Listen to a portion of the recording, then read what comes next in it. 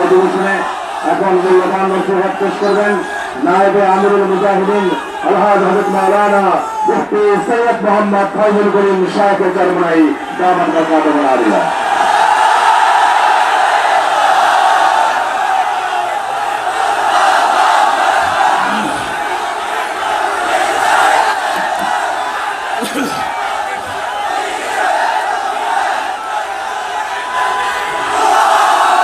السلام عليكم ورحمة الله وبركاته.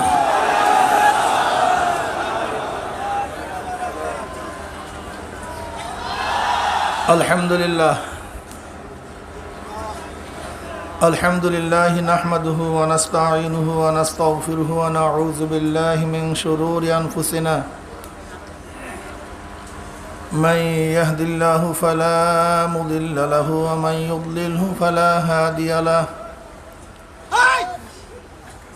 ونشهد أن لا إله إلا الله وحده لا شريك له ونشهد أن محمدا عبده ورسوله أما بعد فأعوذ بالله من الشيطان الرجيم بسم الله الرحمن الرحيم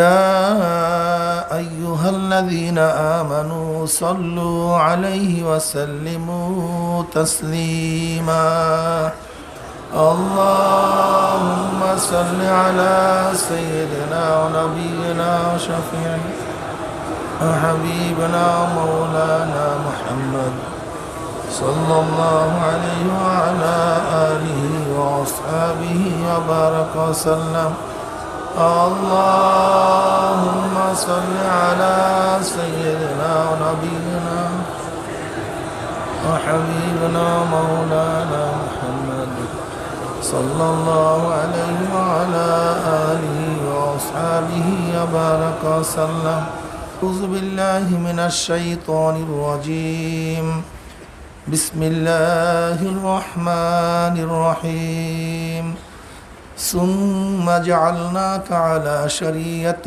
من الأمر فاتبعها ولا تتبع أهواء الذين لا يعلمون صدق الله مولانا العظيم وصدق رسول النبي الكريم আল্লাহ পাকের বান্দা জনাব মুহাম্মদুর রাসূলুল্লাহ সাল্লাল্লাহু আলাইহি ওয়াসাল্লামের উম্মতগণ, আল্লাহ পাক রব্বুল আলামিন আপনাকে আমাকে দুনিয়ার সমস্ত ফিতনা ফাসাদ থেকে পরিত্রাণ দিয়ে এই দুর্যোগপূর্ণ আবহাওয়ার মধ্যেও ভাবছিলাম মাহফিল হবেই না, এরপর আল্লাহ পাক রব্বুল আলামিনের ফয়সালা অনুযায়ী সুন্দর এক পরিবেশের ব্যবস্থা করে দিয়েছেন, আসার তৌফিক দান করছেন। এর জন্য শুকরিয়া দান সবাই বলে আলহামদুলিল্লাহ।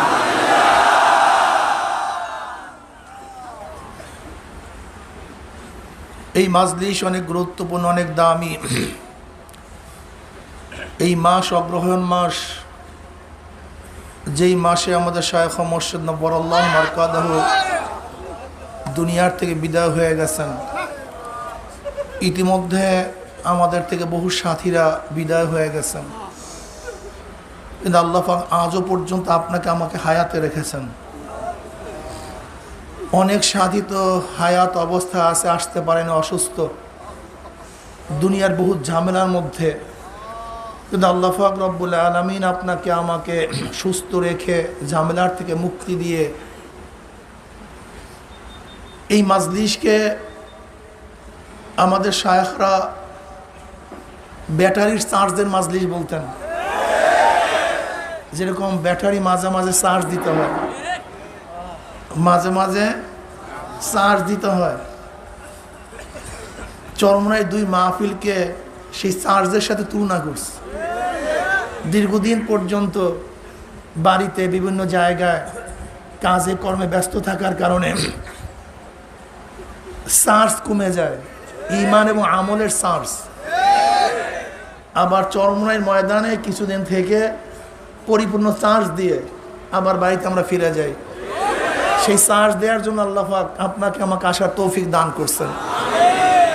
আসলে চরমনাইয়ের ময়দান একটা চার্জের ময়দান, আর এর দলিলও আছে। আল্লাহওয়ালাদের পরিবেশ তো ইমানের চার্জ হয়। হানজালা রাদিয়াল্লাহু তাআলা আনহুর মাশহুর ঘটনা আমরা সবাই জানি।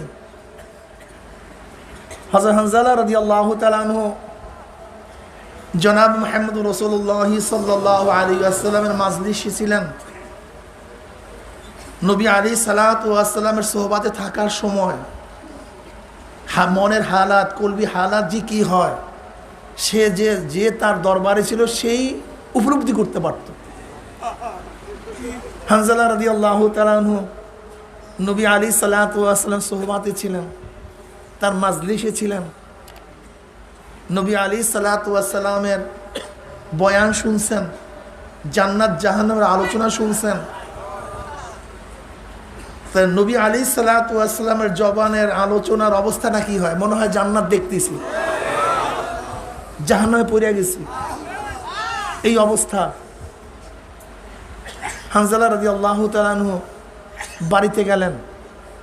বিবি, বাল বাচ্চা, সংসার, ব্যবসা বাণিজ্য, এই ঝামেলার মধ্যে মত্ত হওয়ার পরে নবী আলাইহিস সালাতু ওয়াস সালামের দরবারে যে হালাত ছিল, যে অবস্থা ছিল, সেই অবস্থার পরিবর্তন চলে আসছে।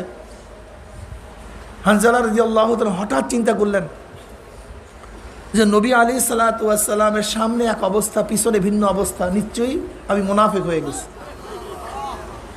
হানজালা মুনাফিক হয়ে গেছে,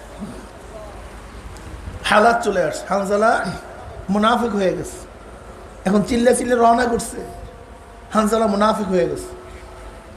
আবু বকর সিদ্দিক রাদিয়াল্লাহু তাআলা আনহুর সাথে দেখা পথিমধ্যে। হানজালা মুনাফিক হয়ে গেছো মানে কি বলতেছো তুমি? তুমি মুনাফিক হয়ে গেছো? বলে হ্যাঁ, হানজালা মুনাফিক হয়ে গেছে। বলে কিভাবে মুনাফিক হলা তুমি? বলে দেখেন, নবী আলাইহিস সালাতু ওয়াস সালামের মাজলিসে যখন উপস্থিত থাকি তখন কলবের যে হালাত থাকে, অবস্থান থাকে, বাড়িতে গেলে তো সেই অবস্থান থাকে না। দুনিয়ার ঝামেলার মধ্যে যখন পতিত হই, নবীর দরবারে জান্নাত জাহান্নাম উপস্থিত দেখি, কিন্তু বাড়িতে গেলে সেই অবস্থা থাকে না। কাজে অবস্থার পরিবর্তন, তার দরবারে এক, আমার বাড়িতে ভিন্ন। কাজে এইটা মুনাফিকের আলামত। বলে তাই তো, বলে আমারও তো অবস্থা এক, আমিও তো মুনাফিক হয়ে গেছি। কে সে? গোটা নবীদের পরে মর্যাদার দিক থেকে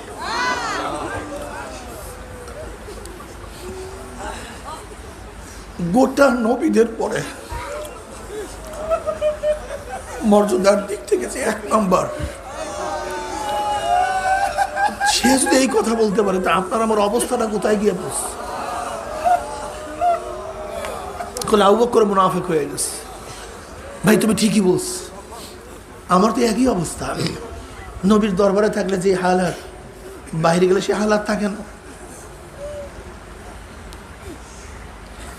উভয় গেলেন জনাবে মুহাম্মদ রাসূলুল্লাহ সাল্লাল্লাহু আলাইহি ওয়াসাল্লামের দরবারে, বলছেন ইয়া নবী আল্লাহ, আমরা তো মুনাফিক হয়ে গেছি।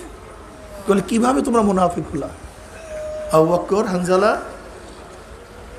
বলে ইয়া নবী আল্লাহ, ইয়া রাসূলুল্লাহ, আপনার দরবারে থাকলে, আপনার বয়ান শুনলে, আপনার আলোচনা শুনলে, আপনার মাজলিসে বসলে কলবের যে অবস্থা থাকে, বাড়িতে গেলে অবস্থা থাকে না, পরিবর্তন হয়ে যায়। আপনার সামনে এক অবস্থা, পিছনে ভিন্ন অবস্থা, কাজী মুনাফিক হয়ে গেছে।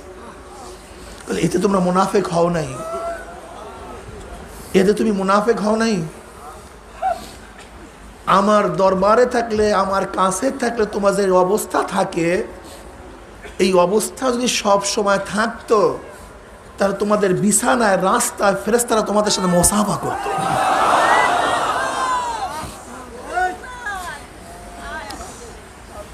হুমুল জুলাসা উলা ইয়াশকা জালিসুহুম। আল্লাহওয়ালাদের মাজলিস এমন এক মাজলিস, এমন দামি মাজলিস, আমার কাছে দামি আতর কেনার পয়সা নেই, লাগাবার শক্তি নেই, সে উপযুক্ত আমি নই। এত দামি আতর কিনবো কিভাবে? 1 আউন্সের আতরের দাম 7 লক্ষ টাকা, 6 লক্ষ টাকা, 5 লক্ষ টাকা। আমি কিনে তো এই সুবাস ব্যবহার করতে পারবো না, এই সুবাস আমার নাকের মধ্যে নিতে পারবো না। কিন্তু নিব কিভাবে?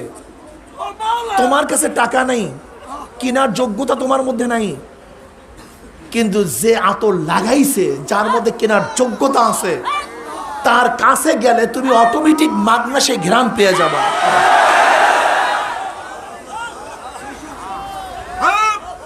আল্লাহর মাজলিস, এই দামি মাজলিস। আমি গুনাহগার, নালায়েক, নাফরমান, আমার কলবের অবস্থা ভালো না। আল্লাহ পাকের নূরের তাজাল্লি, আল্লাহ পাকের মারিফাত, আল্লাহ পাকের হাকিকত বোঝার মতো ক্ষমতা আমার মধ্যে নাই, সেই শক্তি আমার মধ্যে নাই। আমি গুনাহগার, নাফরমান, কিন্তু আল্লাহ ওয়ালার সোহবাতে যদি থাকি, তাদের কাছে যদি যাই, ওই ঘেরানের মাজলিসে যদি বসি, তাহলে আল্লাহ পাক রব্বুল আলামিনের ফজল করমে তাদের উপর যখন রহমত নাজিল করবেন, আপনাকে আমাকে মাহরুম করবেন না। আল্লাহ পাক রব্বুল আলামিন ওই রহমতের কিছু অংশ আপনাকে আমাকে উপর দান করবেন। এর জন্য চার্জের মাজলিস, এখানে চার্জ হয়। আসলেও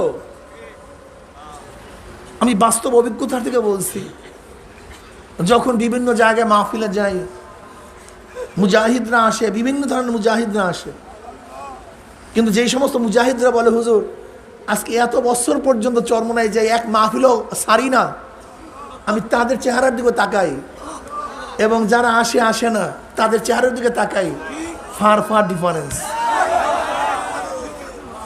ফার ফার ডিফারেন্স। আজকেও এক ভাই দেখা করার সময় বলছে যে 65 সনে এক মুজাহিদ আসছে চরমোনাইতে। 65 সনে কোনো মাহফিল কাজা হইতো না, এই মাহফিলের কিছুদিন আগে দুনিয়ার থেকে বিদায় হয়ে গেছে। মুগদান আমাদের এক মুজাহিদ। এরকম হাজারো মুজাহিদরা আছে যারা এক মাহফিলও ছাড়ে না, কেন তাদের চার্জের প্রয়োজন হয়, তারা চার্জ দেয়।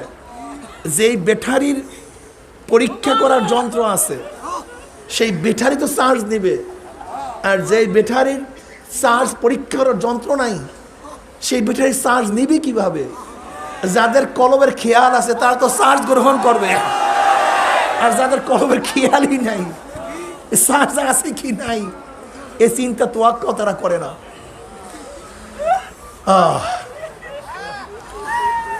এই মাজলিস অনেক গুরুত্বপূর্ণ, অনেক দামি মাজলিস। আমার দাদাজান রহমতুল্লাহ আলাই, আব্বাজান রহমতুল্লাহ আলাই 3 দিনের মাহফিলে সাধারণত 3 ধরনের বয়ান করতেন। সাধারণত প্রথম দিন ইলমে মারিফাতের বয়ান বেশি করতেন, দ্বিতীয় দিন ইলমে শরিয়াত সম্পর্কে বেশি বয়ান করতেন, তৃতীয় দিন মাদ্রাসা সংক্রান্ত বিষয়, চতুর্থ দিন ফজরের পরে সাধারণত তাজকিয়া সম্পর্কে বেশি আলোচনা করতেন। আর আব্বাজান রহমতুল্লাহ আলাই সাধারণত তার বয়ানগুলিতে সব ধরনেরই কথা সব সময় আসতো। শরিয়াত এবং মারিফাত আমরা অনেকেই মনে করি ভিন্ন এক বিষয়। শরিয়াত এক জিনিস, মারিফাত ভিন্ন জিনিস। এর জন্য দেখবেন আমাদের মধ্যে কিছু নালায়েক জাহেল আছে যারা তো বলেই ফেলে আমরা মারিফাত মানি, শরিয়াত মানি না, বলেই ফেলে। এবং তারা বলে আমরা তরিকাতপন্থী, আমরা শরিয়াতপন্থী নই। জাহিরি এলেমের ধারক বাহক আলেমরা, আর আমরা মারিফাতপন্থীরা বাতিনি এলেমের ধারক বাহক। এই বিভিন্ন কিরসা কাহিনী তারা বলে,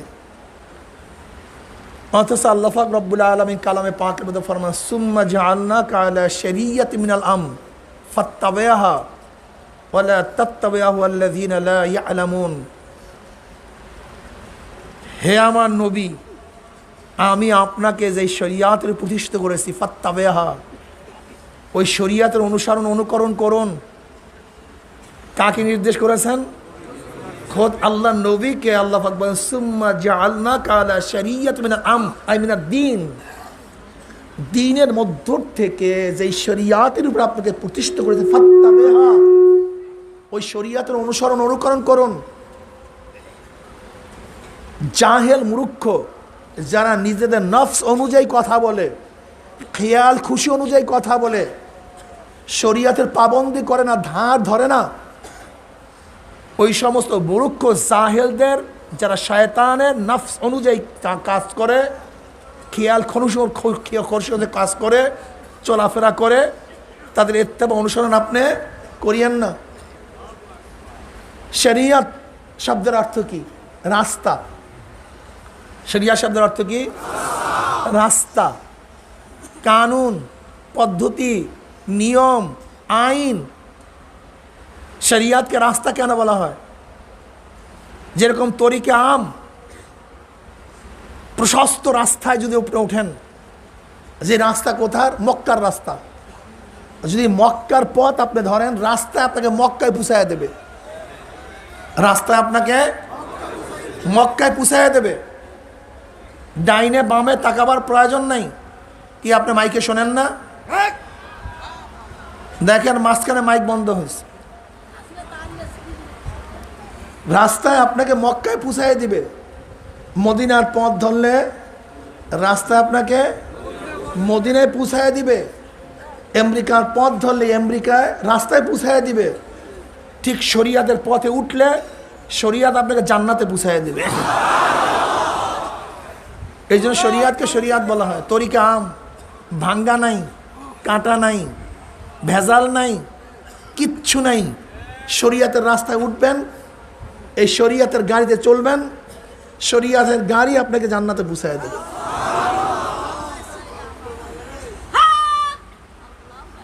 শরিয়াত জিনিসটা কি? দেখেন আল্লাহ পাকের আহকাম দুই ধরনের, আহকামে তাকবিনী, আহকামে তাশরিঈ। আহকামে তাকবিনী কি বলা হয়? কোন আহকামকে বলা হয়? যে আহকামগুলি, কানুনগুলি, নিয়মগুলি কুন ফায়াকুনের আওতাধীন। কিসের আওতাধীন? কুন ফায়াকুন। আল্লাহ পাক রব্বুল আলামিন সূর্যকে বলছে কুন ফায়াকুন, সূর্য চলতেছে। আল্লাহ পাক আসমানকে বলছে কুন, উঁচা হও, ফায়াকুন, সে উঁচা হয়ে গেছে। আল্লাহ পাক রব্বুল আলামিন আসমানকে উঁচা করছেন। আল্লাহুল্লাযী রাফা আস-সামাওয়াতি বিগাইরি আমাদিন তারাউনাহা। আল্লাহুল্লাযী রাফা আস-সামাওয়াতি, রফা, রফা শব্দ ব্যবহার করেছেন, উঁচা। আসমানকে কি করছেন আল্লাহ পাক? কত উঁচা জানি না। وَزَيَّنَّا السَّمَاءَ الدُّنْيَا بِمَصَابِيحَ وَجَعَلْنَاهَا رُجُومًا لِلشَّيَاطِينِ। আল্লাহ পাক প্রথম আসমানকে তারকা রাজির দ্বারা সুশোভিত করেছেন। কোন আসমানকে? এরকম 7টা আসমান, তার প্রথম আসমানকে আল্লাহ পাক তারকা রাজির দ্বারা সুশোভিত করেছেন। প্রথম আসমান কই? বিজ্ঞানীরা বলে অনেক তারকা আছে যা জন্ম হওয়ার পর থেকে আজ পর্যন্ত তার আলো দুনিয়াতে আসে নাই। কোরআনের ভাষায় সেই তারকাও প্রথম আসমানে, তার আলোই পৌঁছে নাই। তাহলে এখন মনে করেন সেই আসমান কোথায়? এটা আমরা জানি না। বলতে পারেন হুজুর ওই যে দেখি ওইটা কি? ওটা আমাদের চোখের সীমার শেষ। কিন্তু আসমান আমরা দেখি না, আমাদের চোখের উপরে আসমান। সূর্য দেখি, সূর্য তো আসমানের মধ্যে, কি কথা ঠিক না? অথচ 9,30,00,000 মাইল দূরে সূর্য দেখি। ওই যে ছোটো ছোটো তারকাগুলি দেখেন, তা সূর্যের চেয়ে অনেক অনেক উপরে। আবার অনেক তারকা আছে তার উপরে, সেটা আরও উপরে, তার উপরে আরও উপরে। আল্লাহুল্লাযী রাফা আস-সামাওয়াতি বিগাইরি আমাদিন তারাউনাহা। ওই খোদা, ওই আল্লাহ যিনি রফা, উঁচা করেছেন আসমানকে, যা তোমরা দেখতেছো, বিগাইরি আমাদিন, খুঁটি ব্যতীত। কোনো খুঁটি নেই। কিভাবে? কোন আসমান, তুমি উঁচা হও, ফায়াকুন, সে উঁচা হয়ে গেছে, সে উঁচা। আল্লাহ পাক উঁচার ব্যাপারে রফা শব্দ ব্যবহার করেছেন। এইভাবে আল্লাহ পাক রব্বুল আলামিন আলেমদের শান বয়ান করতে গিয়ে রফা শব্দ ব্যবহার করছেন। কি শব্দ ব্যবহার করছেন? যে আল্লাহ পাক রব্বুল আলামিন মুমিনদের শান এবং মানকে উঁচা করে ফেলছেন। কি কথা ঠিক না?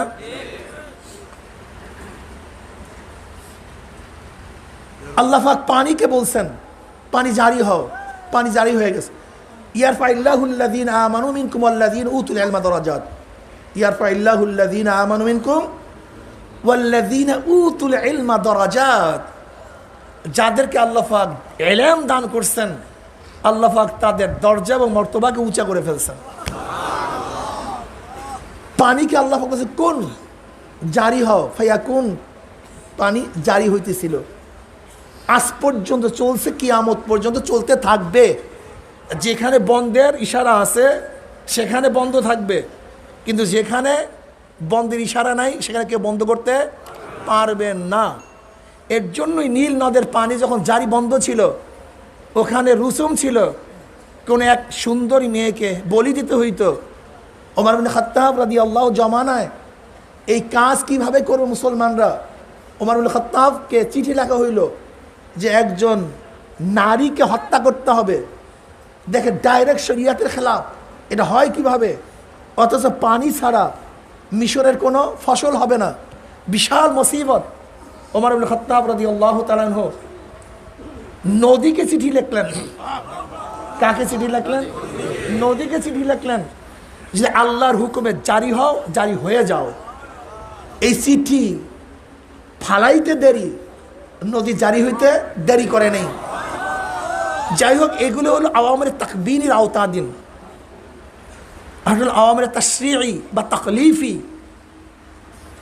যেই আহকামগুলি আল্লাহ পাক রব্বুল আলামিন নবীদের মাধ্যমে তার বান্দাদের উপর নাজিল করেন, বান্দা ইচ্ছা করলে আহকামগুলি পালন করতেও পারে, নাও করতে পারে। পালনীয় আহকামগুলি যদি পালন করে আর বর্জনীয় আহকামগুলি, হুকুমগুলি যদি বর্জন করে, বান্দা মোমেন, মুত্তাকিন, আবিদিন, সালিহিন, কানিতিন, বিভিন্ন আওসাফ গুণে গুণান্বিত হয়ে যায়, বান্দা জান্নাতে চলে যায়। আর পালনীয় আহকামগুলি যদি পালন না করে, বর্জনীয় আহকামগুলি যদি বর্জন না করে, বান্দা কাফের, মুরশিদ, মুনাফিক, জালেম, ফাসিক, বিভিন্ন গুণে গুণান্বিত হয়ে বান্দা জাহান্নামে চলে যায়। একে বলা হয় আওয়ামের তাশরিঈ, শরিয়ত। শরিয়ত, এই শরিয়তের তিনটা সাইড, তিনটা দিক। কয়টা দিক ভাই? জোরে বলেন। তিনটা দিক আছে। বিশ্বাসের সাথে আকীদার সাথে সম্পৃক্ত ইলমকে ইলমুল আকায়েদ বলা হয়। বাতিনি আমলের সাথে সম্পৃক্ত ইলমকে ইলমে তাসাউফ বলা হয়। বাহ্যিক আমলের সাথে সম্পৃক্ত ইলমকে ইলমুল ফিকহ বলা হয়। সবই শরীয়তের অংশ, শরীয়তের বাহিরে না।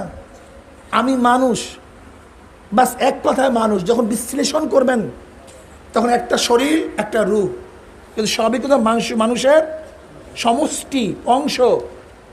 যদি মানুষের বিশ্লেষণ করেন তখন হাত, পা, চক্ষু, জবান কিছু মানুষ থেকে খালি না, পার্থক্য না। ঠিক তদ্রূপ ইলমে ফিকহ, ইলমে তাসাউফ, ইলমে মারিফাত সবই শরীয়তের অংশ। যখন ব্যাখ্যা করি তখন একটাকে মারিফাত বলি, একটাকে শরীয়ত বলি, কিন্তু সবই শরীয়তেরই অংশ। এটা মনে রাখতে হবে। এর জন্যই ইমাম আজম আবু হানিফা রাহমাতুল্লাহ আলাইহির কাছে যখন ফিকহর তারিফ বা ফিকহর তারিফ কি, ফিকহ কাকে বলা হয়, এই প্রশ্ন করা হয়েছে, তখন কি বলছেন? মারিফাতুন নফস মা লাহা ওয়া মা আলাইহা। মারিফাতুন নফস, অন্তর্ভুকার হবে, অন্তরের, কলবের, নিজের পরিচয় লাভ করা যে উপকার হবে, এই সব কিছু জানা, মানা, তার নামই ফিকহ। তার নামই কি? ফিকহ। মানুষের উপকার হবে। কিসের দ্বারা উপকার হবে? শরীয়ত মানলে। শরীয়ত কি জিনিস?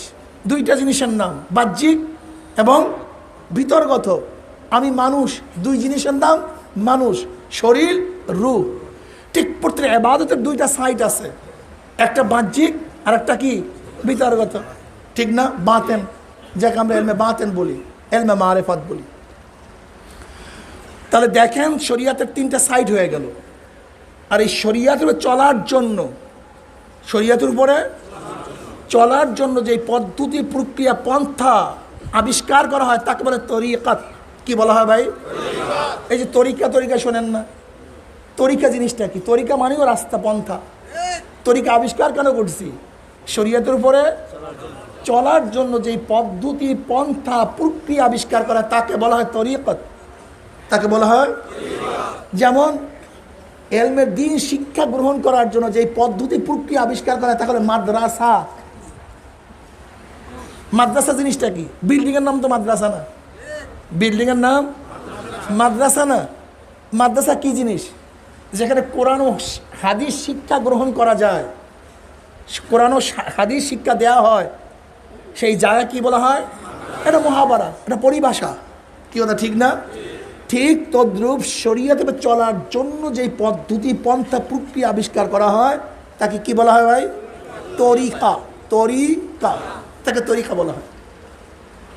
যদি তরিকা বেদাত হয় তার মাদ্রাসা কি হবে? একই তো কাজ। মাদ্রাসার মধ্যে যদি ক্লাসের তফকা থাকে, প্রথম, দ্বিতীয়, তৃতীয়, চতুর্থ, এই যদি বেদাত না হয়, তাই তরিকাতপন্থীরা শরীয়তে চলার জন্য যে সবকের পদ্ধতি করছে, 1 সবক, 2 সবক, 3 সবক, যদি মাদ্রাসার আউয়াল class, Sunny class, Salles class বেদাত না হয়, তাই তরিকাতপন্থীরা তাদের কলবি এবং আমলি তারাক্কির জন্য যে ক্লাসগুলি খুলছে, 1 সবক, 2 সবক, 3 সবক, সেগুলি বেদাত হবে কেন? যদি ওইটাও বেদাত হয় তো এইটাও কি হবে? বেদাত হবে। যদি জাহিরে এলেম শিক্ষা গ্রহণ করার জন্য মাদ্রাসা বেদাত না হয়, তার তরিকা বেদাত হবে কেন? দেখেন, বাহ্যিক এলেম শিক্ষা দেওয়ার জন্য উস্তাদ ছাত্রদের জন্য বিভিন্ন পদ্ধতি, পন্থা আবিষ্কার করে, যেগুলি সরাসরি কোরআন হাদিসের মধ্যে নেই। 7 ক্লাস, 6 ক্লাস, এত সময় ঘন্টা, এত পরীক্ষা, এগুলি কোরআন হাদিসের মধ্যে সরাসরি নাই। এরপরে কোন অক্ষরের কিছু অংশ লেখা, কিছু অংশ বাদ দেয়া, মাঝখানে সংযুক্ত করা, এগুলি কোরআন হাদিসের মধ্যে সরাসরি নাই। উস্তাদ কখনো ছাত্র করে দাঁড়াইয়া পর, একটা উঁচা করে পর, কেতাব নিয়ে পর। আমি দেখছি আমাদের ওখানে হেফজখানা ছিল, আমাদের কুতুবখানায় হেফজখানা ছিল। আমার অনেক মাসালা হল হয়ে গেছে ওই সময়। দেখি হাফেজ সাহেব কোনো ছাত্রকে কোরআন শরীফ হাতে দিয়ে 1 পা উঠাইয়া বলে, কোরআন শরীফ এরকম কি নিয়ে পড়তে থাক, পাও একটা জাগানো, 1 পা দাঁড়ানো, কোরআন শরীফ। এখন আমি তখন চিন্তা করতাম যে কোনো মৌলবীর কাছে যদি প্রশ্ন করা হয়, এই যে কোরআন শরীফ এইভাবে পড়তে আছে, এটা কোথায় কোরআন হাদিসের মধ্যে আছে, এটা দেখা দাও তো একটু। আবার দেখলাম পড়তেছে খ খ খ খ খ। আমি কি ঘটনা কিরকম করতে আছে কেন? আমরাও পড়ছি এরকম। এখন যদি কেউ বলে ভাই ঘ ঘ করতে আসেন, গলামলা ফাটাইয়া ফেলাইতে আসেন, এটা দলিল জানতো ভাই কোরআন হাদিস দিয়া, গাইন এরকম শিখতে হবে, যে কাকের মতো উদাহরণ দিয়ে কোরআন হাদিসের মধ্যে দলিল জানতো। আজ পর্যন্ত কোনো লামুজাহাবি বা ওই সমস্ত ঝামেলা সৃষ্টিকারীরা আজ পর্যন্ত মাদ্রাসাকে এই প্রশ্ন করে নাই যে এই পদ্ধতি সরাসরি কোরআন হাদিসের মধ্যে নাই, এই পদ্ধতি কোরআন হাদিসের মধ্যে নাই, এই পদ্ধতি কোরআন হাদিসের মধ্যে নাই। এরকম প্রশ্ন আজ পর্যন্ত করে নাই যে নাদিয়া, নুরানি, বৈজ্ঞানিক পদ্ধতি, এরপরে কেরাতুল কোরআনের পদ্ধতিতে কোরআন শিক্ষা দেওয়া হবে কেন? কোরআন তো এক, হাদিস এক, কেন নাদিয়া পদ্ধতি হবে? কেন নুরানি পদ্ধতি হবে? কেন কোরআন শিক্ষা বোর্ড পদ্ধতি হবে? কেন বৈজ্ঞানিক পদ্ধতি হবে? কোরআন তো এক। এই প্রশ্ন আজ পর্যন্ত কেউ করে নাই। কেন? এই পদ্ধতি কি শিক্ষা দেওয়ার জন্য? জোরে বলেন। এখানে কোন পদ্ধতি কোরআন শিক্ষা দেওয়া হয়? নাদিয়া। এখানে কোন পদ্ধতি কোরআন শিক্ষা দেওয়া হয়? নুরানি। এখানে কোন পদ্ধতি কোরআন শিক্ষা দেওয়া হয়? বৈজ্ঞানিক। এখানে কোন পদ্ধতি কোরআন শিক্ষা দেওয়া হয়? কেরাতুল কোরআন। কোনো ইশকাল নাই। যদি এই প্রশ্ন করা হয় এখানে এলমে মারিফত কোন পদ্ধতি শিক্ষা দেওয়া হয়? চিশতিয়া। এখানে কোন পদ্ধতি? সাবরিয়া। এখানে কোন পদ্ধতি? মুজাদ্দাদিয়া। তখনই প্রশ্ন করে এটা পাইলেন কই? কি আজীব ব্যাপার। তখনই প্রশ্ন তুলে পাইলেন কই? কোথায় চিশতিয়া আছে? কোথায় সাবরিয়া আছে? 126 তরিকা কোথায় পেলেন আপনারা? হ্যাঁ, কোরআন হাদিসের মধ্যে কি এত তরিকা আছে নাকি? আমি যদি বলি ভাই কোরআন ও হাদিস শিক্ষা গ্রহণ করার জন্য যদি এত মাদ্রাসা থাকতে পারে, যদি তফসির শিখার জন্য হাজারো তফসির থাকতে পারে, যদি এলমে হাদিসের এত সরাসরিয়াত থাকতে পারে, এলমে ফিকার এত কিতাব থাকতে পারে, এত পদ্ধতি পন্থা থাকতে পারে, তাহলে এলমে মারিফার শিক্ষা গ্রহণ করার জন্য 126 তরিকা তো মাত্র যা পাইছি, কিন্তু এখানে হাজার তরিকার অসুবিধা কোথায়? সমস্যা কি? এখন বলতে পারেন হুজুর আপনারা কেন লেখেন চিশতিয়া সাবরিয়া তরিকা, জান্নাতে যাওয়ার সহজ পদ্ধতি? আরে ভাই এই পাইলেন কই সহজ পদ্ধতি? এটা কোনো কোরআন ও হাদিসের মধ্যে আছে? অথচ আপনারা লিখেন যে নাদিয়া নুরানি কোরআন শিক্ষা সহজ পদ্ধতি। এই কথা বলেন না কেন? যদি ওখানে সহজ পদ্ধতি সেট করলে আপত্তি না হয়, তা জান্নাতের সহজ পদ্ধতি আপনাকে বললে যে আপনার আপত্তি হবে কেন? নবী আলাইহিস সালাতু হাজারো সহজ পদ্ধতি বলে নাই যে মহিলাদের জন্য এই কাজগুলি করলে জান্নাতে যাওয়া সহজ পদ্ধতি, পুরুষদের জন্য এই কাজ করলে জান্নাতে যাওয়া সহজ পদ্ধতি, এই আমলটা করলে জান্নাতে যাওয়া সহজ পদ্ধতি। আজিব ব্যাপার, কি অবস্থা দেখেন তো। নবী আলাইহিস সালাতু ওয়াসসালাম কত জায়গায় জান্নাতের সহজ পদ্ধতি বাতায় দিচ্ছে। এতটুকু আমল করো জান্নাতে যাওয়া সহজ পদ্ধতি, এইটা আমল করো জান্নাতে যাওয়ার সহজ পদ্ধতি। তা আমার নবী আলাইহিস সালাতু ওয়াসসালাম জান্নাতে যাওয়ার যে সহজ পদ্ধতি বাতিয়ে থাকেন, তাহলে সেই পদ্ধতি অনুযায়ী কেউ যদি বলে এই যে জান্নাতের সহজ পদ্ধতি, এটা কি বেদাত হবে না হাকিকত হবে? এইটাই তো ঠিক হবে, এইটাই তো হওয়া উচিত। দেখেন আমরা লেখার ব্যাপারে বলি সহজ পদ্ধতি হস্তলিপি শিক্ষা দেওয়া হয়, কোনো আপত্তি নাই। সহজ পদ্ধতি ইংলিশ শিক্ষা দেওয়া হয়, কোনো আপত্তি নাই। সহজ পদ্ধতি নাহু শিক্ষা দেওয়া হয়, কোনো আপত্তি নাই। সহজ পদ্ধতি সরফ শিক্ষা দেওয়া হয়, কোনো আপত্তি। যদি বলা হয় সহজ পদ্ধতি আমল শিক্ষা দেওয়া হয়, জান্নাতের পথ বাঁধানো হয়, ভাই এটা পাইলেন কই? কি আজীব মানুষ, কথাটা বুঝাতে পারছি? সব মানুষকে গুমরাহ করার চক্রান্ত চলছে। তা আমরা কি বলছিলাম যে শরিয়াতের তিনটা বিশ্বাসের সাথে সম্পৃক্ত এলেমকে ইলমুল আকায়েদ ইলমুল কালাম বলা হয়, এবং বাতিনি আমলের সাথে সম্পৃক্ত এলেমকে ইলমে তাসাউফ বলা হয়। ইলমে তাসাউফ এটা আপনারা আমার চরমনের বানানো কোনো কথা না। এই তাসাউফ আজকে আবিষ্কার হয় নাই, এটা আজকের কোনো ঘটনা না। ইমাম মালিক রহমাতুল্লাহ আলাইহির জন্ম 94 হিজরিতে।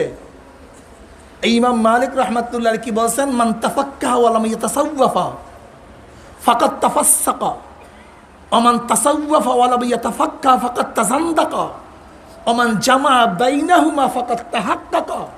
এটা ইমাম মালিক রহমাতুল্লাহ আলাইহির কথা। এখন কেউ যদি আপনারা বলেন যে এটা সর্বনাশ বিশ্বের আবিষ্কার করছে তাসাউফ, আরে বোকা, দেখো তোমাকে বুঝতে হবে আজকে হেদায়া কিতাব, কানজ কিতাব, যত ফিকার কিতাব, শামি কিতাব বলো, আলমগিরি বলো, দুরুল মুখতার বলো, রদ্দুল মুখতার বলো, এই সবই কোরআন ও হাদিসের মধ্যে নিয়োজিত ছিল। কি কথা ঠিক না? পরবর্তীতে ওলামায়ে কেরাম সেখান থেকে বের করছে, ঠিক ইলমে মারিফাত, ইলমে তাসাউফ, ইলমে তরিকা, সব কোরআন ও হাদিসের মধ্যে নিহিত ছিল। পরবর্তী হুকামায়ে কেরাম, মুহাক্কিকিন কেরাম, যারা জান্নাতের পথ দেখাবার জন্য সবসময় পাগল হয়ে থাকতেন কিভাবে মানুষকে হেদায়েত করা যায়, তারা বিভিন্ন কোরআন ও হাদিস থেকে খুব ভালো মতো বাঁচিয়া ফিকির করিয়া মানুষদের জন্য সহজ পদ্ধতি বাতায় দিয়েছে। তোর এই পথে চল, এটা সহজ পথ, এখানে উঠবি আলহামদুলিল্লাহ বিনা বাধায় জান্নাতে চলে যাবে। যেরকম আমাদের ওলামায়ে কেরাম নামাজের এক জায়গায় নামাজের কোনো মাসালা কোথায় পাবেন না, এক আয়াতের মধ্যে নামাজের কোনো মাসালা কেউ পাবেন না, এমনকি এক হাদিসের গ্রন্থের মধ্যেও নামাজের কোনো মাসালা পাওয়া যাবে না। আমাদের ফকির গ্রাম কি করছেন? সমস্ত কোরআন ও হাদিস থেকে ভালো মতো গবেষণা করে এক জায়গায় জমা করে দিয়েছেন যে এই পদ্ধতিতে নামাজ পড়ো। এর জন্য আপনারা যারা আছেন কোথায় নামাজের মাসালা পাওয়া গেছে, কোন আয়াতে, কোন হাদিস আপনারা জানেন না, কিন্তু আলহামদুলিল্লাহ সবাই নামাজ পড়তেছেন। এটা আমাদের ফোকায়ে কেরামের অবদান, তাদের কোশেষ, তাদের সাধনার কারণে আমাদের জন্য আমল সহজ হয়ে গেছে। ঠিক তদ্রুপ কলবের অবস্থান, ইলমে মারিফাতের অবস্থান কোরআন হাদিসের মধ্যে তো আছে। কিন্তু বেছে বেছে বের করা আমাদের জন্য খুবই কঠিন হয়ে যেত। হুকামায়ে কেরাম যারা এলমে তাসাউফের ইমাম ছিলেন তারা সেখান থেকে বেছে বেছে আমাদের জন্য সহজ করে দিচ্ছে, তারা এইভাবে চল, তারা জান্নাতে যাওয়ার পথ সহজ হয়ে যাবে। এটা তারিফ করা উচিত ছিল, বদনাম করতেছেন আপনি। উচিত ছিল তারিফ করা, আর করতেছি বদনাম। আল্লাহ আমাদের সবাইকে মাফ করে দেন। তরিকার উপর চলার পরে, তরিকাতের উপর চলার পরে, এখন কি তরিকাতের চলা মানে কি? তরিকাত আবিষ্কার কেন হয়েছিল? শরীয়তের উপর চলার জন্য। এখন যদি আমি ডাইরেক্ট বলি যে তরিকাতের উপর যে তরিকাতের উপর চলা, তাহলে কি শরীয়তকে বাদ দেওয়া হয়? আরে ভাই, তরিকাতের রাস্তা তো আবিষ্কারই হয়েছে শরীয়তের উপর চলার জন্য। কি কথাটা বোঝাতে পারি নাই? এই তরিকাতের উপর চলার পরে, তরিকাতের উপরে চলার পরে কলবের মধ্যে আল্লাহ পাকের আওসাফের, আল্লাহ পাকের মাখলুকাতের বহুত গুরু রহস্য অন্তরের মধ্যে ধরা পড়ে। হ্যাঁ, বুঝেন নাই? আল্লাহ পাক সূর্য বানাইলো কিভাবে, আসমান বানাইলো কিভাবে, পানি বানাইলো কিভাবে, বাতাস বানাইলো কিভাবে, গাছ বানাইলো কিভাবে, মাছ বানাইলো কিভাবে। আল্লাহ পাকের মাখলুকাত, হাল তারা মিন ফুতুর, সুম্মারজিল বাসারা কাররাতাইনি ইয়ানকালিব ইলাইকাল বাসারু খাসিয়্যান ওয়া হুয়া হাসির। তাকা, আমার মাখলুকাতের দিকে তাকা, দেখ কোনো ভুল আছে নাকি? الذين يذكرون الله قياما وقعودا وعلى جنوبهم ويتفكرون في خلق السماوات والأرض ما خلقت هذا باطلا سبحانك فقنا عذاب النار ربنا ما خلقت هذا باطلا سبحانك فقنا عذاب النار। بس দেখ তোরা তাকা, বারবার তাকা। এই আল্লাহ পাকের মাখলুকাতের বহুত গুরু রহস্য অন্তরের মধ্যে জাগ্রত হয়, তাকে বলা হয় হাকিকত। তাকে বলা হয় কি? হাকিকত। এই হাকিকত তরিকাতে চলার পরে আল্লাহ পাকের আওসাফের বহুত গুরু রহস্য অন্তরের মধ্যে জাগ্রত হয়, তাকে বলা হয় মারিফাত। তাকে বলা হয় কি? মারিফাত। আল্লাহ পাক রহমান, রহিম, গফফার, সত্তার, আদের, সাবের, সত্তার, এই সমস্ত গুণগুলির মূল রহস্যটা কি? আল্লাহ পাকের এক একটা গুণের নূর কলবের মধ্যে জাগ্রত হয়, তাকে বলে মারিফাত। তাকে বলা হয় মারিফাত। যখনই আল্লাহ পাকের গুণ সম্পর্কে পরিচয় বান্দা পায়, তখন আল্লাহ পাকের জন্য পাগল হয়ে যায়। কেন? যে যার পরিচয় পায় সে তার পাগল হয়, সে তার কি হয়? এই বাস যখন মারিফাতের লাইনে মানুষ চলে যায়, তখন জেদার দেখতা হো মাই তু হি তু হয়, তু হি তু হয়, তু হি, এই শুরু হয়ে গেছে। এবার আর কিছু নেই, এবার সব সময় টেনশন। আমার মাওলা একটু কোথায় পাবো, কিভাবে পাবো, এই অন্তরের মধ্যে জ্বালা শুরু হয়ে যায়। এখন আর মাওলা ছাড়া কিচ্ছু বুঝে না। এখন কি অবস্থা হয়, তার হালাত কি হয়? ইন্না সলাতি ওয়া নুসুকি ওয়া মাহইয়াই ওয়া মামাতি লিল্লাহি রাব্বিল আলামিন। এই হালাত, এই আয়াতের তো আসলে মূল হালাত আমরা বুঝি না, হাকিকত বুঝি না। ইন্না সলাতি ওয়া নুসুকি ওয়া মাহইয়াই ওয়া মামাতি লিল্লাহি রাব্বিল আলামিন। আর লাগে কিছু? আর কিছু লাগে? আমার জানি ইবাদত, আমার মালি ইবাদত, আমার বাঁচিয়া থাকা, আমার মৃত্যুবরণ করা লিল্লাহি রাব্বিল আলামিন। এই শুরু হয়ে গেল। আসলে কি আমাদের বাঁচা কিসের জন্য? কই, আমরা তো ব্যবসার জন্য বাঁচতে চাই। আমার বাঁচা কিসের জন্য? আমি বড় আলেমের জন্য বাঁচতে চাই। আমার বাঁচা কিসের জন্য? টাকা কামাই করবার জন্য বাঁচতে চাই। আমার বাঁচা কিসের জন্য? আমি চেয়ারম্যান হবার জন্য বাঁচতে চাই। আমি বাঁচতে কেন চাই? বিবাহ করব। আমি কেন বাঁচতে চাই? আমার বাচ্চাদেরকে ভরণ পোষণ কে করবে, কে দেখবে? আমি বাঁচতে চাই জমি কিনবো, আমি বাঁচতে চাই বিল্ডিং করব। কিন্তু আল্লাহ কি বলছে? লিল্লাহি রাব্বিল আলামিন। আমি বাঁচতে চাই নামাজ পড়ব, আমি বাঁচতে চাই রোজা রাখব, আমি বাঁচতে চাই ইবাদত করব, আমি বাঁচতে চাই জিকির করব, আমি বাঁচতে চাই তেলাওয়াত করব, আমি বাঁচতে চাই দাওয়াত দেব, আমি বাঁচতে চাই আল্লাহর পথে যুদ্ধ করব, আমি মরতে চাই শহীদ হব, আমি মরতে চাই মাওলার সান্নিধ্য লাভ করব। এর জন্য লিল্লাহি রব্বিল আলামিন নেই, কিন্তু যখন ইলমে মারিফাতের দরজা চলে যাবে না তখন দেখবেন সব মাওলা, সব। অবস্থাটা কেমন? দুই বন্ধু একই সাথে এক শায়েখের কাছে বয়াত হয়েছে।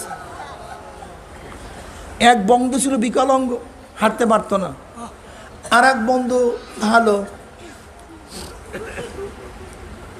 তা যেই বন্ধু বিকলাঙ্গ সে অনাহার, সে কাশফের মাধ্যমে জানতে পারছে তার আর এক বন্ধু উপবাস অনাহার অবস্থা আছে, কিন্তু সে তো আর হাঁটতে পারে না। তার স্ত্রীকে বলছে, স্ত্রী যাও, আমার বন্ধু আজকে 3 দিন পর্যন্ত উপবাস অবস্থা আছে, তুমি তার কাছে গিয়ে খানা পৌঁছায় দিয়ে আসো। এখন স্ত্রী বলছে, আমি নদী পার হবে কিভাবে? যেমন বিশ্বাসের নদী, উপরে বন্ধুর বাড়ি, এপারে আর এক বন্ধুর বাড়ি। যে ব্যক্তি খোড়া, হাঁটতে পারে না, তার বাড়ি এপারে। এখন স্ত্রী বলছে, আমি উপরে যাবো কিভাবে? খেয়া তো নেই। তাহলে যাও, নদীর পাড়ে গিয়ে বলো, মাওলা হ্যাঁ, তুমি তোমার ওই বন্ধুর উসিলায় নদী পার করে দাও যে 40 বছর পর্যন্ত স্ত্রী ব্যবহার করে না। 40 বছর পর্যন্ত স্ত্রী ব্যবহার করে না। এখন স্ত্রী করল, আমার স্বামী মিথ্যা কথা বললো কিভাবে? সে আমার স্বামী, আমি তার স্ত্রী, সে আমাকে ব্যবহার করে কি করে না সেও জানে, আমিও জানি। তার ঘরে কত বাচ্চা কাচ্চা, অথচ বলতেছে 40 বছর পর স্ত্রী ব্যবহার করে না। কিন্তু স্ত্রীর আকীদা, বিশ্বাস ছিল সে আমার স্বামী ওলি, খাস আল্লাহর বান্দা। এই যে বেদে মারেফাত, এই বেদে মারেফাত নিয়ে যারা ইশকাল তুলে, আমি তাদেরকে প্রশ্ন করতে চাই, ভাই নামই তো ভেদে মারেফাত, মারেফাতের ভেদ। তুমি এই রাস্তারই লোক না, এই রাস্তার সাথে তোমার কোনো পরিচয় নাই। সেদিকে আগে এসপি সাহেব আসতে, হুজুর ভেদে মারেফাত কেতাবটা আছে, কেন আমি তো আছে তো।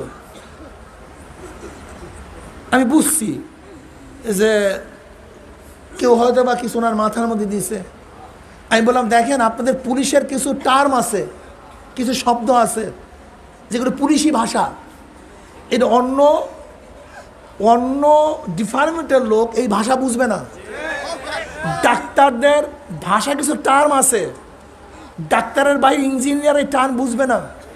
আবার ইঞ্জিনিয়ারদের কিছু ভাষার টার্ম আছে যে ইঞ্জিনিয়ার বাইরে অন্য কেউ বুঝে না। সাহিত্যিকদের কিছু ভাষা আছে যা সাহিত্যিক ছাড়া অন্য কেউ বুঝবে না। ফকিরদের কিছু ভাষা আছে, কথাটা বুঝাতে পারি নাই। যেমন সুন্নাত শব্দ, সুন্নাত শব্দ কোরআনের মধ্যে আসছে, হাদিসের মধ্যে আসছে, ফিকহের মধ্যে আসছে। একই সুন্নাত শব্দ, একই হুবাহু একই লেখা, কিন্তু কোরআনের ভাষায় এক অর্থ, হাদিসের ভাষায় ভিন্ন অর্থ, ফিকহের ভাষায় সম্পূর্ণ ভিন্ন অর্থ, একই সুন্নাত। তা ফিকহের কিছু শব্দ আছে, টার্ম আছে, যেগুলি তাদের এলেমের সাথে সম্পৃক্ত, অন্য কেউ বুঝবে না। তাই আমি বলছি, মারেফাত পন্থীদেরও কিছু ভাষা আছে যেগুলি মারেফাত পন্থীদের জন্য সম্পৃক্ত, অন্য কেউ বুঝবে না।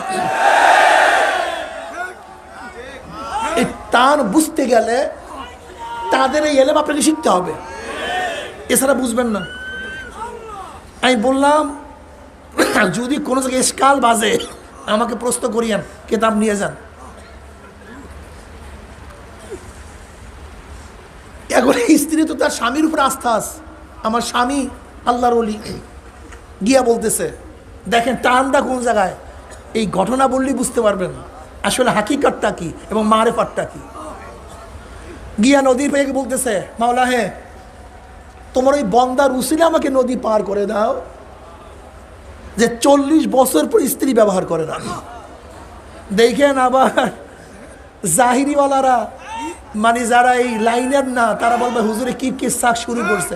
আমি দলিল দিতে আসি, দেখেন বুখারীর মধ্যে কারামতের বয়ান আছে। ওই যে এক ব্যক্তি একজনার থেকে 1000 দিরহাম ধান নিছে, সময় মতো পাঠাইয়া দিবে, কিন্তু পার হওয়ার কোনো খাওয়া পায় না, পার হওয়ার কোনো খাওয়া পায় না। একজনের কাছে আগেই দিরহাম পাঠাইয়া দিছে, কিন্তু মনের মধ্যে ওয়াসওয়াসা যে সময় মতো পুষলো কিনা, ওয়াদা খেলাফ না হয়। আর আমাদের মুজাহিদরা আমার সাথে ওয়াদা খেলাফ করে, বারবার ওয়াদা খেলাফ করে, বারবার ওয়াদা খেলাফ করে। আমি চিন্তা করি, মানে আমার সাথে তোমার ওয়াদার অবস্থা এই, তো বাহিরে তুমি কি করো আল্লাহ ভালো জানে। টুপি তো লাগাইছো, জুব্বা তো পরছো, দাড়ি তো রাখছো, হ্যাঁ। আর শায়েখ রহমাতুল্লাহ আলাই, আমি ওনাকে এত গুরুত্ব দেই বাপ হিসাবে না, কাছে থেকে দেখছিল কি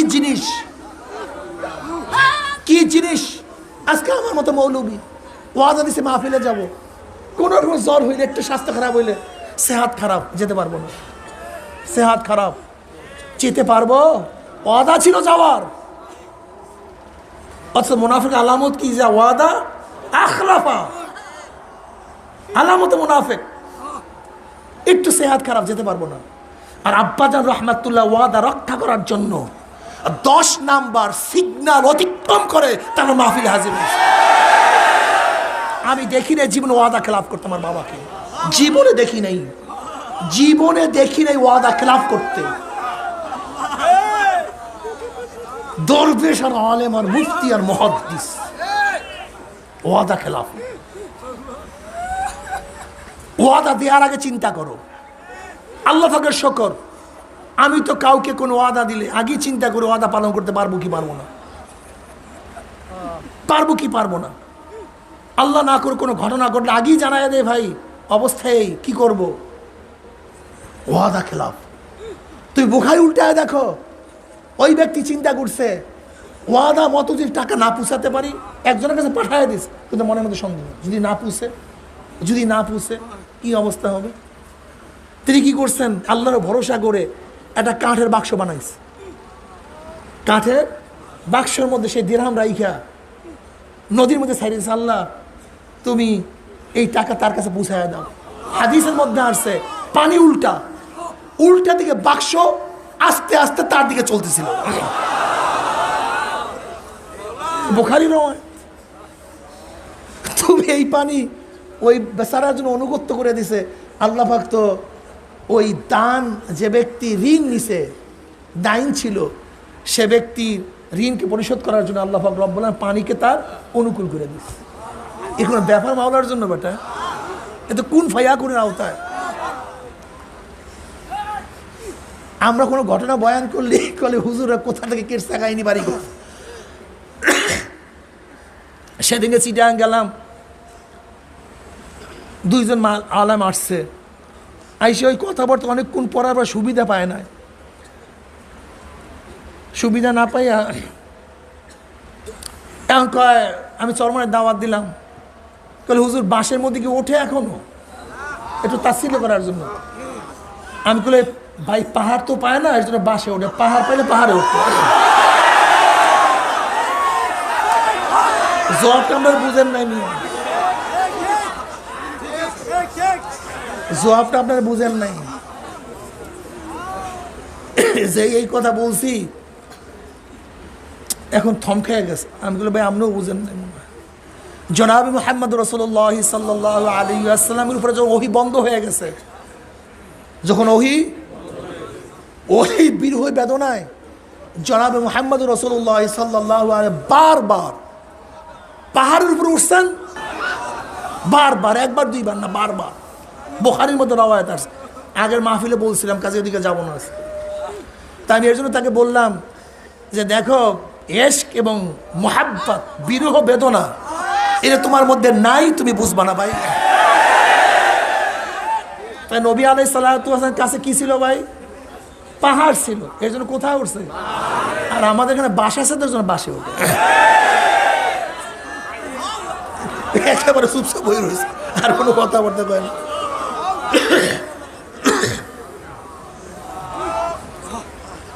কাল হুজুর উপরের দিকে ওঠে কেন? এইটাই তো ধারণা। ওটা আমাদের ধারণা। যেমন ওই রেজাউল খান আবরার সাহেবরা জবাব দিয়েছে যে আল্লাহ পাক যদি সব জায়গায় থাকে তাহলে আমরা আসমানের দিকে হাত উঠাই কেন? বলে এইটা দোয়ার আদব। তার মানে আল্লাহ উপরেই আসে বিদেয় হাত উঠে, তা না, এটা দোয়ার আদব। কি কথা ঠিক না? মানুষ উপরের দিকে যাইতে চায়, নিচের দিকে যাইতে চায় না। এর ইশক এবং মারফত যখন চলে আসে তখন উপরের দিকে জাগতে চায়। কথা ঠিক না? যেই মৌলবীর এই উদাহরণ দিয়েছে আসতে তাইতে চলে গেছে, আর দিকে কোনো কথাবার্তাই কয় না। তা উনি তো গিয়া নদীর ব্যাগ বলছে, মাওলা হ্যাঁ তুমি তোমার ওই অলির উসিলে আমাকে নদী পার করে দাও, যে 40 বছর প্রতি স্ত্রী ব্যবহার করে নাই। আল্লাহর কি কৃষ্ণা, নদীর পানি শক্ত হয়ে গেছে। কি শক্ত হইতে পারে কি পারে না? ওই টাকার বাক্স উল্টা দিকে যাইতে পারে কি পারে না? পানি শক্ত হয়ে গেছে, পার হয়ে চলে গেছে। গিয়া দেখে আসলে ঘটনা তাই। 3 দিন পর্যন্ত কিছু মিলাতে পারে নাই, খাইতে পারে নাই। পর্দার আড়ালে খানা খাওয়াইছে। এখন বলতেছে আমি যাবো কিভাবে, নদী পার হবে কিভাবে, খেয়া তো নাই, আসছো কিভাবে? বলে এরকম বলিয়া নদী পার হয়ে আসছে। বলে যাও এবার গিয়া নদীর পাড়ে গিয়া বলো, মাওলা হে তোমার ওই অলির উসিলায় তুমি নদী পার করে দাও, যে 40 বছর পর্যন্ত খানা খায় নাই।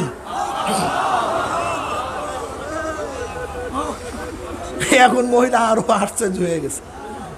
বলে এক মিথ্যা বলিয়া পার হয়ে আসছি, আর এই ব্যক্তি তো আগে পরে খানা খাইছি, আবার আমার সামনে খানা খাইলো, আর এখন বলতেছে 40 বছর পর্যন্ত খানা খায়নি।